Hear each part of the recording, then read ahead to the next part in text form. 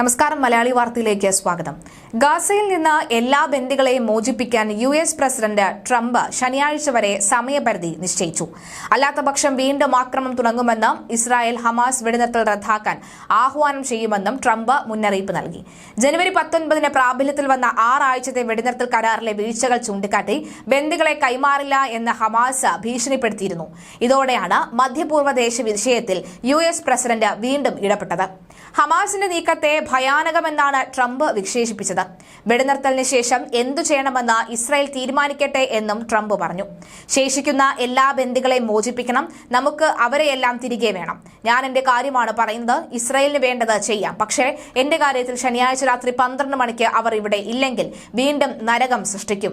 ഇതായിരുന്നു ട്രംപിന്റെ വാക്കുകൾ. താൻ നിർദ്ദേശിച്ച സമയപരിധിയെക്കുറിച്ച് ഇസ്രായേൽ പ്രധാനമന്ത്രി ബെഞ്ചമിൻ നെതന്യാഹുവുമായി സംസാരിക്കുമെന്നും ട്രംപ് പറയുകയുണ്ടായി. ഭീഷണിക്ക് പിന്നാലെ വസ്തുതകൾ എന്താണ് എന്ന് ട്രംപ് വിശദീകരിച്ചു. താൻ എന്താണ് ഉപദേശിക്കുന്നത് എന്ന് ഹമാസിന് അറിയാമെന്ന് മാത്രമാണ് ട്രംപ് പറഞ്ഞത്.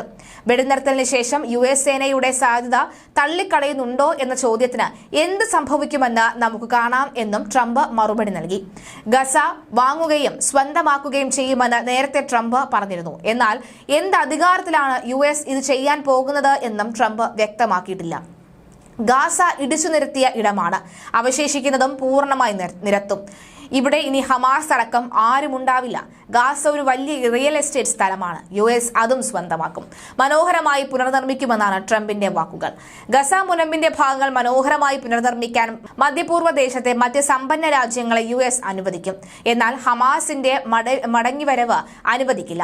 ന്യൂ ഓർലിയൻസിലേക്കുള്ള യാത്രക്കിടെ എയർഫോഴ്സ് 1-ൽ മാധ്യമപ്രവർത്തകരോട് പ്രസിഡന്റ് പറയുകയുണ്ടായി. ഗാസയിലെ 20 ലക്ഷത്തിലേറെ വരുന്ന ഫലസ്തീനുകാർ ഒഴിയണമെന്ന വാദവും ആവർത്തിച്ചു.